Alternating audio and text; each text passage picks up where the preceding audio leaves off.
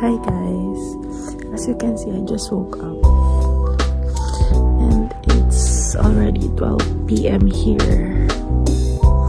So now guys, I'm going to cook because it's already 12 p.m. and it's Friday today and mom usually came back from work at 1 p.m. So our ulam for today is just tocino because walang maluto.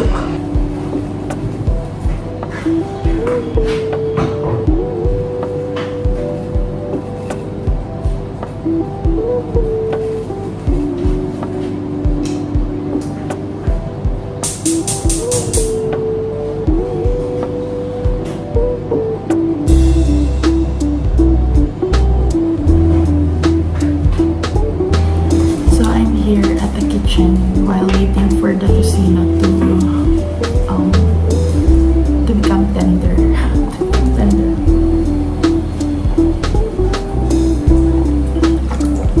And usually here, mom told us to drink 1.5 liters of water every day because it's very hot here.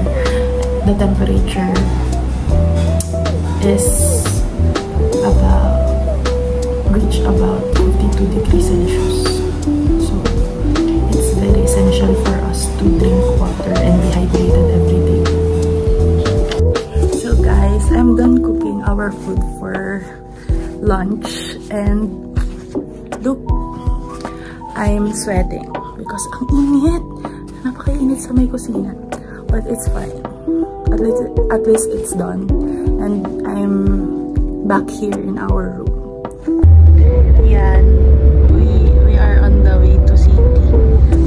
My brother and my mom will go to Bible study. And this is Tita Ira for today. For today, I will help her to move some of her things sa kanyang new home. And here's her things.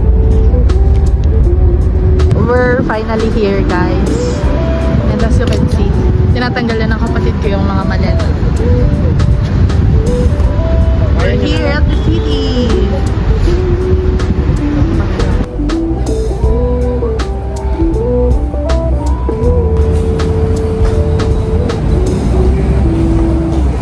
Hi, we're here na.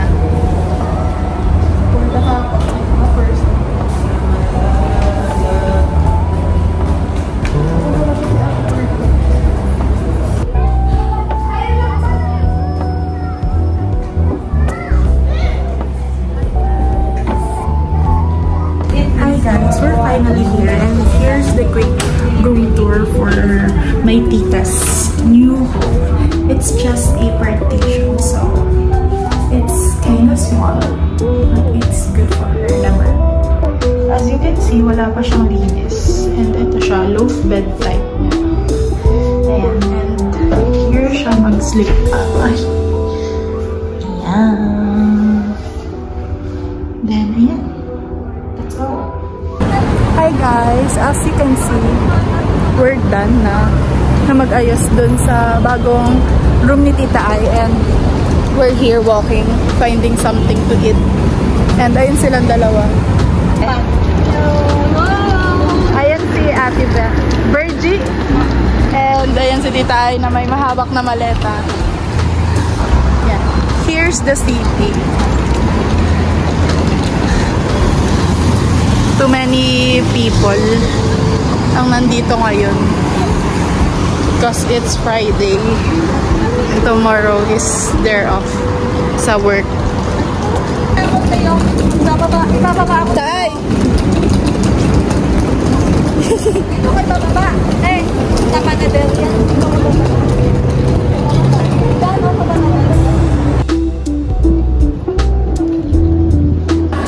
Hi guys, so we're here now at Jollibee, and this is my first time trying Jollibee here in Abu Dhabi.